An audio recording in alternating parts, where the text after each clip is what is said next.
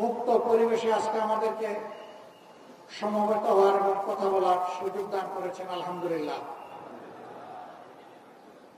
প্রিয় বাংলাদেশের সূচনা লগ্ন থেকে এক এক করে 54টি বৎসর জাতির ইতিহাসের পাতায় স্থান করে নিয়েছে। তারও আগে অবিভক্ত ভারত যখন ইংরেজরা এই দেশ শোষণ করছিল, তার কবল থেকে মুক্ত হওয়ার জন্য যারা লড়াই করেছিলেন, তাদের ধারাবাহিক লড়াইয়ের ফসল হিসাবে 47-এর 14ই আগস্ট ভারত দুটি দেশে বিভক্ত হয়ে পাকিস্তান এবং ভারতের জন্ম হয়। ওই লড়াই থেকে শুরু করে 52-এর ভাষা আন্দোলন, 71-এর মুক্তিযুদ্ধ, 90-এর গণ আন্দোলন এবং 2024 সালের গণ বিপ্লবে, আর তার মধ্যবর্তী জায়গায় যারা অবদান রেখেছেন, ত্যাগ স্বীকার করেছেন, জীবন দিয়েছেন, লড়াই করেছেন, সেই সমস্ত শহীদ এবং গাজীদেরকে আমি গভীর শ্রদ্ধার সাথে স্মরণ করছি। যারা লড়াই করতে গিয়ে জীবন দিয়েছেন, মহান আল্লাহ তাআলার দরবারে দোয়া করে আল্লাহ যেন তাদেরকে শহীদ হিসাবে কবুল করেন। গাজী হিসাবে যারা বেঁচে আছেন, আল্লাহ রাব্বুল আলামিন তাদেরকে দুনিয়া এবং আখিরাতে সম্মানিত করুন। প্রিয় দেশবাসী, দুইবার স্বাধীন হলাম, কিন্তু সত্যিকার অর্থে আমরা স্বাধীনতার স্বাদটা পেলাম না। কেন পেলাম না? আমাদের মাটি কি উর্বর ছিল না? আমাদের জলসীমায় কি আল্লাহ সম্পদ দান করেননি? আমাদের মাটির নিচে কি আল্লাহ বিপুল পরিমাণ খনিজ সম্পদ রেখে দেননি? সমুদ্রের নিচে অকল্পনীয় সম্পদকে আল্লাহ তাআলা আমাদেরকে দান করেননি? আল্লাহ তাআলা সবই দান করেছে। তাহলে এত সম্পদ থাকা সত্ত্বেও আমরা বিশ্বের বুকে মাথা উঁচু করে দাঁড়াতে পারলাম না কেন? সকল দলই যখন ক্ষমতার বাইরে থাকে, তখন কেন এই কথা বলে যে আমরা জনগণ স্বাধীনতার সুফল ভোগ করতে পারিনি? অর্থাৎ ক্ষমতার বাইরে যখন একটা দল থাকে, সেই দলও কোনো দল এই বাংলাদেশ শাসন করেছে। একতার মাধ্যমে তারা স্বীকার করে নিয়েছে তারাও জনগণকে স্বাধীনতার সুফল এনে দিতে পারে না। বিপুল পরিমাণ রক্ত আর জীবন দিয়ে 24-এ যে পরিবর্তন এসেছে, মানুষ আশা করেছিল ফ্যাসিবাদ চিরদিনের জন্য বাংলার জমিন থেকে খতম হয়ে যাবে, বিদায় নেবে। আফসোসের বিষয়, ফ্যাসিবাদ বিদায় নেয় নাই। ফ্যাসিবাদীদের একটা অংশ বিদায় নিয়েছে, কিন্তু ফ্যাসিবাদ বাংলাদেশে রয়ে গিয়েছে। ফ্যাসিবাদীদের কিছু লক্ষণ আছে। 1 নম্বর লক্ষণ হচ্ছে দুর্নীতি, 2 নম্বর লক্ষণ হচ্ছে চাঁদাবাজি, 3 নম্বর লক্ষণ হচ্ছে দখলদারি, 4র্থ লক্ষণ হচ্ছে মা বোনদের ইজ্জত নিয়ে টানাটানি, 5ম লক্ষণ হচ্ছে দেশকে গায়ের জুড়ে অস্থির করার অশনি সংকেত। সকল লক্ষণ আজকে বিদ্যমান। 24-এর গণ আন্দোলনে ছাত্র, তরুণ, যুবক যুবতীরা নেতৃত্ব দিয়েছে। আমরা বরাবর তাদেরকে অভিনন্দন জানিয়েছি, আজও অভিনন্দন জানাই। তাদের নেতৃত্বে বাংলাদেশে শিশু থেকে বৃদ্ধ, নারী থেকে পুরুষ, সকল শ্রেণী পেশার মানুষ জীবন বাজি রেখে খোলা গুলি এবং আগুনের মুখে তারা লড়াই করেছিল এবং তারা বলেছিল যে আমরা কোন স্বৈর শাসকের সামনে আর মাথা নত করব না। তারা বলেছিল আমরা একটা নতুন বাংলাদেশ চাই। তারা বলেছিল আমরা একটি দুর্নীতি দুঃশাসন মুক্ত মানবিক বাংলাদেশ চাই। আমাদের ছাত্র যুব সমাজের আকাঙ্ক্ষা ছিল আমরা একটা উন্নত শিক্ষা ব্যবস্থা চাই। শিক্ষা শেষে আমরা আমাদের হাতে কাজ চাই। এই কাজের মাধ্যমে আমরা দেশ গড়তে চাই। কিন্তু আমরা কি দেখতে পাচ্ছি? কেউ কেউ এই পরিবর্তনে খুশি নয়। সম্ভবত কারণ এটা পরিবর্তনটা আমার বা তাদের নেতৃত্ব হলো না কেন? নেতৃত্ব তো ভাই আমরা দিয়েছি। স্বৈরাচারের বিরুদ্ধে 15.5 বছর আমরা আন্দোলন করেছি, আমরা জীবন দিয়েছি, আমরা মামলা গোলাই নিয়ে জেলে ঢুকেছি, ঘর বাড়ি ছেড়ে এখানে সেখানে আমরা পালিয়ে বেরিয়েছি। অবশ্য বাংলাদেশ জামাতে ইসলামী দেশ ছেড়ে পালায়নি।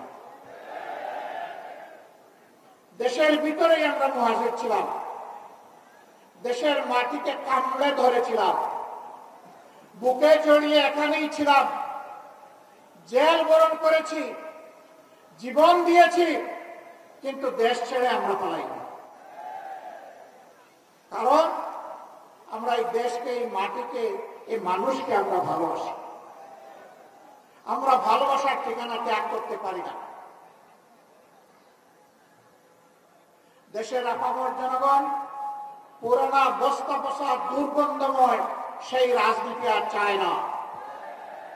এই রাজনীতির আমূল পরিবর্তন চায়, সংস্কার চায়, নতুন বাংলাদেশ দেখতে চায়। নতুন বাংলাদেশ পুরাতন ফর্মুলায় আর চলবে না ইনশাআল্লাহ। নতুন বাংলাদেশ চলবে নতুন ফর্মুলায়। সেই নতুন ফর্মুলাটা কি? সেই ফর্মুলা হচ্ছে আগামীতে জনগণ আর কোন দলের পক্ষপাত দুষ্ট কোন সরকার দেখতে চায় না। জনগণ দেখতে চায় জনগণের সরকার। যেই সরকার, সরকারের প্রত্যেকটি নিয়োজিত ব্যক্তি নিজের জন্য চিন্তা করার আগে জনগণের স্বার্থ নিয়ে ভাববে। জনগণের স্বার্থ জনগণের হাতে তুলে দেওয়ার পরে জনগণের অংশ হিসাবে সেও তার অংশ ভোগ করবে। যেই সরকার জনগণের ভাগ্যের পরিবর্তনের কথা বলে জনগণের সাথে প্রতারণা করে নিজের ভাগ্যের পরিবর্তন করবে না, যে সরকার দুর্নীতিতে জড়াবে না, সরকারের পদপুষ্ট হয়ে কেউ চাঁদাবাজি করার দুঃসাহস দেখাবে না, যেই সরকারের সময় সমাজের সর্বক্ষেত্রে ন্যায় বিচার প্রতিষ্ঠিত হবে, নারী পুরুষ সকলেই সম্মানের সাথে শান্তিতে এই সমাজে বসবাস করে উন্নয়নের গর্বিত অংশীদার হবে, ভূমিকা রাখবে। পুরুষরাও রাখবে, নারীরাও রাখবে, নিরাপত্তা এবং সম্মানের সাথে রাখবে। এই নতুন ব্যবস্থাপনা বাংলাদেশের জনগণ দেখার জন্য মুখিয়ে আছে। আগামী ফেব্রুয়ারিতে রোজার পূর্বে যে নির্বাচন ইনশাআল্লাহ অনুষ্ঠিত হবে, সেই নির্বাচনে জনগণ যাদের কর্মসূচি সমর্থন করে, যাদের বক্তব্যে আস্থা রেখে তাদেরকে বাছাই করে নেবে, আমরা তাদেরকে অভিনন্দন জানানোর জন্য এখন থেকে প্রস্তুতি নিচ্ছি। যদি আমাদের দলকে জনগণ বেছে নেয়, আমরা সকল রাজনৈতিক দল এবং শক্তিকে আহ্বান জানাবো, আপনারাও আমাদেরকে সমর্থন দিবেন, অভিনন্দন জানাবেন এবং আপনাদেরকে সাথে নিয়েই আমরা দেশ গড়ব ইনশাআল্লাহ। কেউ কেউ ইতিমধ্যে বলেছেন তারা ফ্যাসিবাদ বিরোধী সকল দলকে সাথে নিয়ে যদি তারা নির্বাচিত হন তাহলে সরকার গড়বেন ইল্লা জামাতে ইসলামী, জামাতে ইসলামী ছাড়া। আমরা তাদেরকে বিনয়ের সাথে বলবো, জনগণ যদি মহান আল্লাহর ইচ্ছায় আমাদেরকে নির্বাচিত করে ইনশাআল্লাহ আমরা আপনাদেরকে বাদ দিব না, সবাইকে সাথে নিয়ে আমরা দেশ গড়ব ইনশাআল্লাহ। আমরা বিভক্ত জাতি আর দেখতে চাই না। জাতিকে যারা বিভক্ত করে তারা জাতির দুশ্মন। আমরা ওই দুশ্মনের রাজনীতির চাষ আর বাংলাদেশে হতে দেব না। কিছু লোক প্রপাগান্ডা ছড়ায়, জামাতে ইসলামী তো কোনোদিন সরকার চালায় নাই। এখন এই সংকটময় মুহূর্তে যদি জনগণ জামাতকে ভোট দিয়ে সরকার গঠনের সুযোগ দেয়, তাহলে তাদের তো অভিজ্ঞতা নাই, তারা দেশ চালাবে কেমনে? হ্যাঁ, আমরা স্বীকার করি আমাদের অভিজ্ঞতা নাই। কোন অভিজ্ঞতা নেই জানেন? জনগণের সম্পদ চুরি করার অভিজ্ঞতা আমাদের নেই। দলীয় কর্মীদেরকে দিয়ে চাঁদাবাজি করার অভিজ্ঞতা আমাদের নেই। শিক্ষা প্রতিষ্ঠানগুলোতে গণরুম কায়েম করে টেকচার সেল গঠনের অভিজ্ঞতা আমাদের নেই। সর্বপর্যায়ে মাথা থেকে পায়ের কথা দুর্নীতি করার অভিজ্ঞতা আমাদের নেই।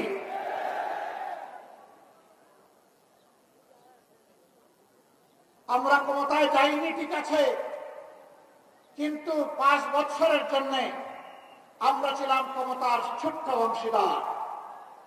2001 থেকে 2006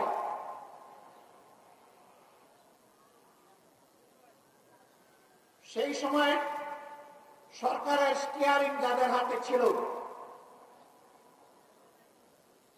তারা দেশকে সুশাসন দিতে ব্যর্থ হয়েছিল। সেই সময় দেশ 4 বার দুর্নীতিতে বিশ্ব চ্যাম্পিয়ন হয়েছিল, কিন্তু মাহবুবের অশেষ মেহেরবানি বাংলাদেশ জামাতে ইসলামের সেই সময়কার সম্মানিত আমিরে জামাত, সেক্রেটারি জেনারেল, এই 2 জন মন্ত্রী ছিলেন। 3টা মন্ত্রণালয় তারা সেবা দান করেছেন জনগণকে। তাদের শাসনামল শেষে অনুবীক্ষণ যন্ত্র দিয়ে, টেলিস্কোপ দিয়ে তাদের কোন দুর্নীতির ষড়যন্ত্র ছিল কিনা তা আবিষ্কার করার জন্য বিভিন্ন মহল ঝাঁপিয়ে পড়েছিল। আলহামদুলিল্লাহ, দুর্নীতির একটা সর্ষে দানাও তারা আবিষ্কার করতে পারে নাই। এই 2 মন্ত্রীর 4টা হাতের 20টা আঙ্গুল আল্লাহ তাআলা সম্পূর্ণভাবে পরিচ্ছন্ন রেখেছিলেন। তারা প্রমাণ করেছেন এই 2টার সাথে আরো 10টা মন্ত্রণালয় যদি জামাতে ইসলামের লোকেরা পরিচালনার সেবা দেওয়ার সুযোগ পেতেন, তাহলে 12টা মন্ত্রণালয় একই ধরনের পরিচালিত হতো, জনগণ উপকৃত হতো। তাদের এই সাফল্য দেখে যারা দুর্নীতিবাজ, যারা এই দেশের কল্যাণ চায় না, তারা শঙ্কিত হয়ে পড়েছিল। জামাত যদি এইভাবে এগিয়ে যায়, এই দেশে যদি সুশাসন সুবিচার প্রতিষ্ঠিত হয়, দুর্নীতিমুক্ত বাংলাদেশ যদি তৈরি হয়ে যায়, তাহলে সমাজে আর বিভাজনের রাজনীতির এই ব্যবসা চলবে না। সুতরাং যে কোনো মূল্যে জামাতকে বাংলাদেশের রাজনীতি থেকে অস্তিত্বহীন করে দিতে হবে। তারা সেই ষড়যন্ত্র শুরু করেছিলেন। 15.5 বছর ষড়যন্ত্রের বাস্তবায়নে এমন কোন পদক্ষেপ নেই যা তারা নেননি। কিন্তু তাদের কোন দুঃশাসনের সামনে, জুলুমের সামনে, অন্যায় আবদারের সামনে মহান আল্লাহ আব্দুল আলম সাক্ষী, বাংলাদেশের 18 কোটি মানুষ সাক্ষী, বিশ্ববাসী সাক্ষী। জামাতে ইসলামের নেতৃবৃন্দ তো দূরের কথা, সাধারণ একজন সমর্থক মাথা নত করে নাই। ইসলামী ছাত্র শিবিরের উপর তাণ্ডব চালানো হয়েছে, জীবন কেড়ে নেওয়া হয়েছে, পঙ্গু করা হয়েছে, তাদেরকে গুম করা হয়েছে, কিন্তু ইসলামী ছাত্র শিবির কারো কাছে মাথা নত করে নাই। শিক্ষা প্রতিষ্ঠানগুলো থেকে ইসলামী ছাত্র শিবিরকে নির্মূল বলে ঘোষণা দেওয়া হয়েছে। হ্যাঁ, মুখে মুখে যে ঘোষণা তারা দিয়েছিল ছাত্র সমাজের বুকে বুকে তার বিঘ্ন কিছু তৈরি হয়েছিল, যার প্রমাণ এই 5 আগস্টের বিপ্লব সাধিত হওয়ার পরে ইতিমধ্যে ঢাকা বিশ্ববিদ্যালয় সহ বাংলাদেশের 4টি বিশ্ববিদ্যালয়ে ছাত্র সংসদ নির্বাচন অনুষ্ঠিত হয়েছে। আল্লাহর অসীম মেহেরবানিতে ছাত্র এবং ছাত্রীদের ভালোবাসা সিক্ত হয়ে ইতিহাসের নতুন রেকর্ড তৈরি করে ইসলামী ছাত্র শিবির তারা সফলতা অর্জন করতে সক্ষম হয়েছে। অপপ্রচার করা হয়েছিল ছাত্র শিবির পারবে না, ছাত্র শিবির জিতবে না, ছাত্র শিবির জিতবে ফেসবুকে, বুটে জিতবে অমুক দল। এই অপপ্রচার করা হয় নাই। কেন জিতবে না? বলা হয়েছিল তরুণ যুব সমাজ এদের আদর্শ পছন্দ করে না, এদের কার্যকলাপ পছন্দ করে না, ছাত্রীরা তো একেবারেই না, নস্যি। এই ধরনের অপপ্রচার করা হয়েছিল। সকল অপপ্রচারের মুখে ছাই মেরে ছাত্র সমাজ, ছাত্রী সমাজ প্রমাণ করেছে ছাত্র শিবির তাদের আস্থার ঠিকানা। যখন এই সফল নির্বাচনগুলো হয়ে গেল, এই সফলতা দেখে আবার অনেকে দিশাহারা হয়ে পড়ল। এবার জিকির শুরু হলো। এই নির্বাচনের কোন প্রভাব জাতীয় নির্বাচনে পড়বে না। সাংবাদিকরা আমাকে জিজ্ঞেস করে, আপনারা কি মনে করেন? আমি বললাম যে নির্বাচনের কোন প্রভাব জাতীয় নির্বাচনে পড়বে না, সেই বিষয়ে আমাকে কেন প্রশ্ন করে সময় নষ্ট করছে? যার কোনো প্রভাব পড়বে না, এই প্রভাব পড়াটা যারা সহ্য করে না, তারা টেলিভিশনের টকশোতে গিয়ে প্রতিদিন প্রতি রাত এত জিকির কেন করছে? এ কথাই প্রমাণ করে যে সবার আগে এই সংসদ নির্বাচনগুলোর প্রভাব তাদের মগজের উপরে পড়েছে, আর তার ইতিবাচক প্রভাব জনগণের হৃদয়ে পড়েছে। সম্মানিত বন্ধুগণ, এই রাস্তায় অনেকে সফল হতে পারবে না চিন্তা করে, জনগণের ম্যান্ডেটে আসতে পারবে না চিন্তা করে এখন কোন কোন জায়গায় পুরাতন সন্ত্রাসীরা নতুন রূপে আত্মপ্রকাশ করতে যাচ্ছে। কোথাও আমাদের প্রচার মিছিলে গুলি চালানো হচ্ছে, কোথাও মহাবতের উপর হামলা করা হচ্ছে, কোথাও আমাদের প্রচার উপাদান উপকরণ সমূহ ছিঁড়ে ফেলা হচ্ছে, সরিয়ে ফেলা হচ্ছে। মা বোনদের উপরে আপনি যখন হামলা করবেন, মনে রাখবেন ওই মায়ের সন্তান আছে, ভাই আছে, স্বামী আছে, তার ইজ্জতের উপর হামলা করার পরে তারা বসে থাকবে না। এইভাবে আপনাদের হামলা প্রতিটি মায়ের হৃদয়ে জামাতে ইসলামী, ইসলামী ছাত্র শিবিরকে পৌঁছায় দিবে ইনশাআল্লাহ। মসজিদের ভিতরে কোরআন চর্চা সহ্য করেন না, এর জবাব অতীতে যারা এমনটা করেছিল তারা পেয়েছে, আপনারাও পাবেন। পোস্টার ছেড়ে ফেলতেছেন, বিলবোর্ড উদাও করে দিচ্ছেন, লাভ হবে না। আপনি গাছের পোস্টার, লাইট পোস্টের পোস্টার, দেয়ালের পোস্টার, সুতায় টানানো পোস্টার আপনি শিখতে পারবেন, কিন্তু জনগণের হৃদয়ে ভালোবাসার যে পোস্টার লেগে গিয়েছে সেই পোস্টার আপনারা শিখতে পারবেন না।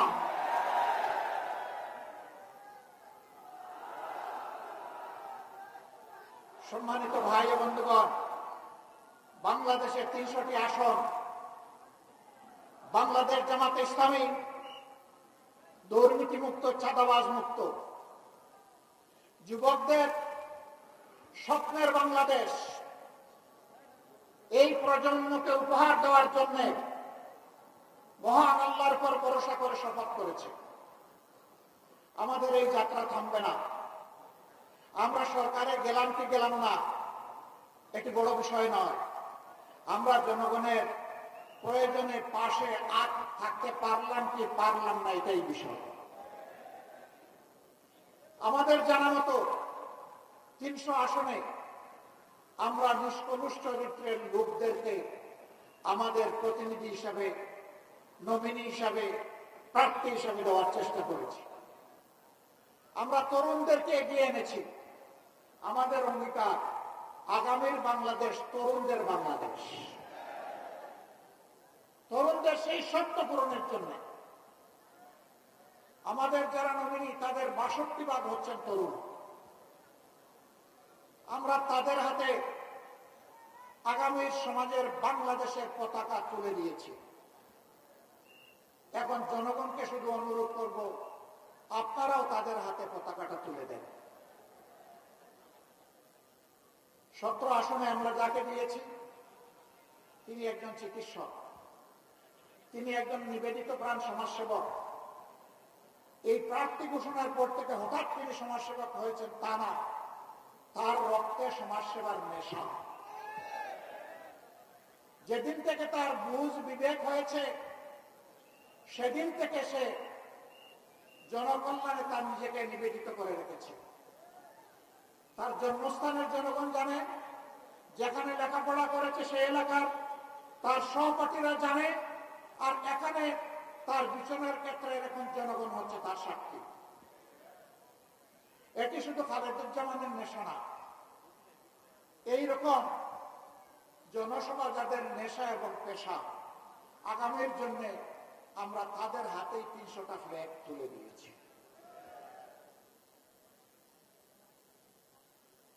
আমরা বিশ্বাস করি বাংলাদেশের শান্তিপ্রিয় জনগণ, আমাদের মা বোনেরা, তারা চান তাদের শিশুটি জন্ম নেওয়ার পরে তার প্রত্যেকটি অধিকার যেই সমাজ, যেই সরকার দিতে পারবে, তারা ওই সমাজ এবং ওই সরকারের জন্যই তারা অপেক্ষায় আছে। তার শিশুর স্বাস্থ্য সেবা, তার শিশুর বেড়ে ওঠার জন্য উপযুক্ত শিক্ষা, তার শিশুর জন্য নিরাপদ রাস্তা, তার শিশুর জন্য নিরাপদ শিক্ষা প্রতিষ্ঠান, এবং এরপরে শিশুর যখন ছাত্র জীবন শেষ হবে তখন তার শিশুর হাতে দেশ গড়ার কারিগরের চাবি তার শিশুর হাতে সমাজ যেন তুলে দেয়। আমরা কথা দিচ্ছি আমাদের পরিকল্পনা এভাবেই আগাবে ইনশাআল্লাহ। মাদের জন্য ভয়ভীতি দেখানো হচ্ছে। জামাতে ইসলামী ক্ষমতায় গেলে ওনারা ঘরের বাইরে কর্মক্ষেত্রে আর প্রবেশ করতে পারবেন না। আমি নিজে তার সাক্ষী।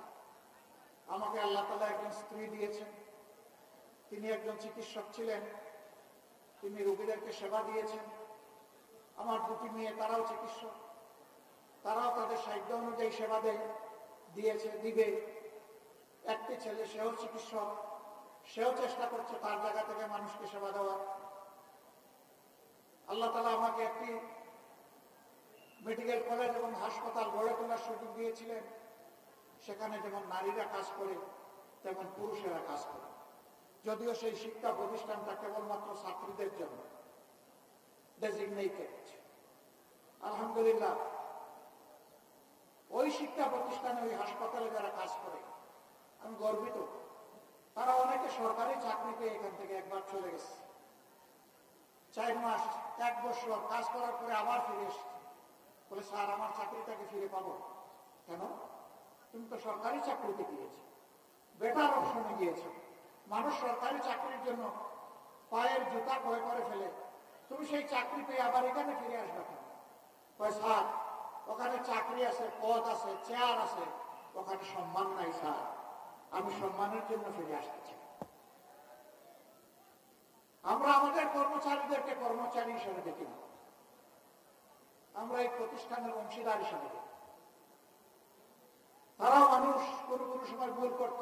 আল্লাহর কসম, আমি কখনো একজন পুরুষ কর্মচারীকে আরেকজন মানুষের সামনে কখনো বিচার করি নাই, শাসন করি নাই। একা এনে দরদের সাথে মাথায় হাত দিয়ে কথা বলেছি, তুমি আমার ভাই, তুমি আমার সন্তান তুল্য, তোমাকে এইভাবেই দেখতে চাই। এই কাজটা পছন্দ হয় নাই, আশা করি তুমি সংশোধন করে নাও। স্বীকার করে, কাঁদে, ওয়াদা করে, দ্বিতীয়বার তাকে আমার আর শাসনের প্রয়োজন হয় নাই, আলহামদুলিল্লাহ। আর মহিলা হলে তার সাথে আরেকজন মহিলা রাখতাম এবং তাকে আগে ওয়াদা করাইতাম, এখানে যা বলা হবে তার কিছুই বাইরে প্রকাশ করা যাবে না। যদি তুমি প্রকাশ করো তোমার এই ঠিকানা থাকবে না, এই ঠিকানা থেকে তুমি আউট হয়ে যাবে। ওই মাটাকে, মেয়েটাকে, বোনটাকে একইভাবে দরদ দিয়ে কথা বলতাম। আলহামদুলিল্লাহ, দ্বিতীয়বার আমার শাসনের প্রয়োজন হয়নি। আমি গর্ববোধ করি যে এরা মনে করে এটা তাদের প্রতিষ্ঠান, এটা মনে করে না যে এখানে তারা চাকরি করে। একবার সাংবাদিকরা আমাকে বললেন, আপনারা যে বাংলাদেশ গড়বেন সেই বাংলাদেশে মায়েদের কর্মক্ষেত্র কেমন হবে? আমি বললাম, আমি মুখ দিয়ে না বলি, বাস্তবটা দেখে আসেন। ছোট্ট একটা জায়গা, ২৫০০ মতো মানুষ এখানে কাজ করে, আপনি তাদের সাথে গিয়ে খোলা মনে কথা বলেন। আপনি আগে জানাইও যাবেন না, আপনার মতো করে আপনি যাবেন। আপনি সাংবাদিক এটাও পরিচয় দেবেন না, না দিয়ে আপনি সাধারণ মানুষ হিসাবে খোঁজখবর নেন। এরপরে আপনার ইচ্ছা মতো আপনি রিপোর্ট লিখবেন। পত্রিকার প্রতিনিধি গিয়েছিলেন, তিনি এসে তার মতো করে এই রিপোর্ট লিখেছেন। সবাই বলেছে এটাই যদি জামাত ইসলামের মডেল হয় তাহলে এই বাংলাদেশটাই আমরা চাই। মা বোনেরা বলেছেন এই বাংলাদেশ আমরা চাই। সম্মানিত ভাই ও বোনেরা, আমরা কথা দিচ্ছি, আমরা মুখে নয় কর্মের মাধ্যমে ইনশাল্লাহ সকল অপপ্রচারের জবাব দেব। এই সমস্ত অপপ্রচার করে জনগণকে বিভ্রান্ত করার দিন শেষ। কেউ যেন আমরা না ভাবি যে আমি অন্যের চাইতে বেশি জ্ঞানী এবং চালাক। সবাইকে মনে করতে হবে আমার চেয়ে বাকি সব লোক জ্ঞানী এবং চালাক। চালাকি যিনি করবেন তোরা তিনি খেয়ে যাবেন, তিনি পালাতে পারবেন না, জনগণের জালে বন্দী হয়ে যাবেন। আমরা আপনাদের কাছে খোলামেলা আহ্বান জানাতে চাই, আমরা মুখে যা বলি তার যদি বিপরীত আপনারা কিছু আমাদের মাঝে পান, আমাদেরকে সংশোধন করার জন্য পরামর্শ দেবেন। যদি আপনার পরামর্শ দেখেন যে কাজে লাগে নাই, আমাদেরকে ত্যাগ করবেন এবং ঘৃণা করবেন। আর যদি দেখেন আমাদের মধ্যে ভালো কিছু আছে এবং ভুল করলে আপনাদের পরামর্শ আমরা গ্রহণ করি, আমরা অবশ্যই আপনাদের ভালোবাসা পাওয়ার দাবিদার। কারণ আমরা বিশ্বাস করি জনগণ আমাদের চাইতে এই দেশকে কম ভালোবাসে না। এর প্রমাণ বাংলাদেশের জনগণ ইতিমধ্যে দিয়ে ফেলেছে। ৫ আগস্ট পরিবর্তন হওয়ার পর ৬, ৭, ৮ বাংলাদেশে কোনো সরকার ছিল না। আমি ঠিক বললাম না বেঠিক বললাম? কিন্তু আলহামদুলিল্লাহ বাংলাদেশের জনগণ প্রত্যেকে জিম্মাদার হয়ে দায়িত্ব নিয়ে অপরের জান, মাল এবং ইজ্জতের পাহারাদারি করেছে। ব্যাংক লুট হয় নাই, সোনার দোকান লুট হয় নাই, বিভিন্ন বিজ্ঞানাগার লুট হয় নাই, মানুষের বাড়িতে ডাকাতি হয় নাই, চুরি হয় নাই, মানুষের জীবন নিয়ে কাড়াকাড়ি করা হয় নাই। বাংলাদেশের মানুষ প্রমাণ করেছে আপামর জনগণ তাদের দেশকে এবং মানুষকে ভালোবাসে।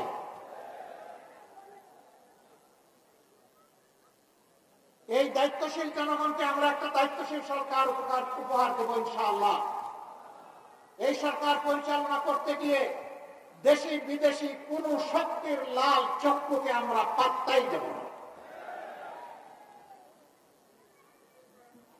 আমাদের সরকার পরিচালনার যদি আল্লাহর ইচ্ছায় জনগণের ভালোবাসায় আমরা সেই সুযোগ পাই, সরকার পরিচালনার ভিত্তি হবে আল্লাহকে ভয় করা, প্রকাশ্যে এবং গোপনে। আল্লাহকে যারা ভয় করবে, জনগণের সমস্ত আমানত তাদের কাছে নিরাপদ। জনগণকে তাদের অধিকার চেয়ে নিতে হবে না, সরকার বাধ্য থাকবে জনগণের অধিকার তাদের ঘরে পৌঁছে দিতে। এই ইতিহাস নতুন করে আমাদের রচনা করা লাগবে না, এটি আমাদের গর্বিত ইতিহাস, এটি আমাদের মদিনা কেন্দ্রিক শাসনের ইতিহাস। আমরা দল ধর্ম নির্বিশেষে সকল মানুষের জন্য সেই ইতিহাস রচনা করতে চাই। অনেকে আমাদেরকে কর্নার করার চেষ্টা করেন। বাংলাদেশ জামাতে ইসলামী যেহেতু কোরআন কেন্দ্রিক একটি দল, সেই কারণে অন্য ধর্মের লোকেরা তাদের হাতে নিরাপদ হবেন না। আমি মহান আল্লাহর উপর ভরসা করে চ্যালেঞ্জ দিলাম, ৫৪ বছরের স্বাধীন বাংলাদেশে বাংলাদেশ জামাতে ইসলামের কোন নেতা কোন অন্য ধর্মের লোকের উপর জুলুম করেছে, তার জমি দখল করেছে, তার ইজ্জতের উপর হাত দিয়েছে, তার সম্পদ লুণ্ঠন করেছে, সাহস থাকলে আমাদেরকে বলে দেন। আমরা সেই দুষ্ট লোক তৈরি করি না।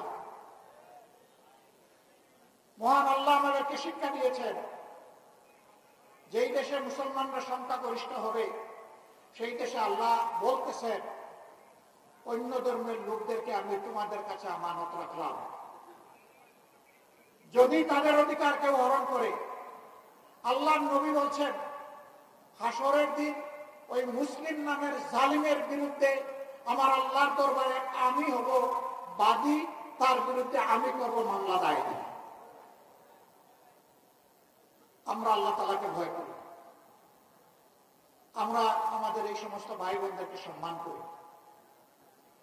ধর্মীয় কোন বিশ্বাস ধারণ করা প্রত্যেক নাগরিকের নিজস্ব ব্যাপার, এখানে কোনো জোর জবরদস্তি চলবে না।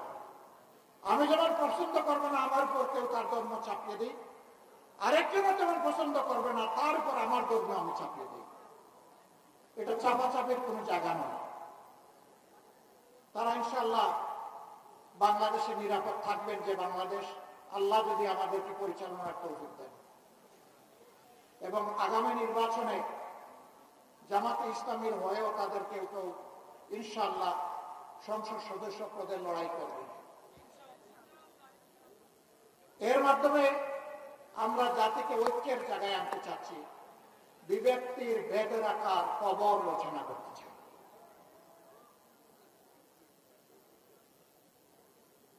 সম্মানিত এলাকাবাসী, কথা অনেক হয়ে গেছে। আজকে জুমাবার, আমরা সবাই জুমার নামাজে শরীক হব। যে কথাগুলো বললাম সেই কথার সাক্ষী হয়ে গেলেন আল্লাহ আপনারা। মহান আল্লাহর কাছে তৌফিক চাই এই অঙ্গীকার কথাগুলো যেন আমরা রক্ষা করতে পারি। আমরা কথা দিচ্ছি বাংলাদেশ পরিচালনার দায়িত্বে যাই অথবা না যাই, দুর্নীতির বিরুদ্ধে আমাদের যুদ্ধ চলবে। কেউ আমাদেরকে থামাতে পারবে না ইনশাআল্লাহ। চাঁদাবাজদের বিরুদ্ধে আমাদের প্রতিবাদ এবং যুদ্ধ অব্যাহত থাকবে, কেউ আমাদেরকে থামাতে পারবে না। দুঃশাসন, অপশাসন, অবিচার এর বিরুদ্ধে আমাদের লড়াই অব্যাহত থাকবে, এটাও কেউ আমাদেরকে থামাতে পারবে না। এই লড়াই সময়ে আমরা আপনাদের ভালোবাসা চাই, আপনাদের সহযোগিতা চাই, সমর্থন চাই, পাশে চাই, সাথে চাই। আল্লাহ প্রিয় দেশকে হেফাজত করুন। আগামীতে আল্লাহ তাআলা জনকল্যাণের একটা সরকার গঠন করার তৌফিক এই দেশবাসীকে দান করুন।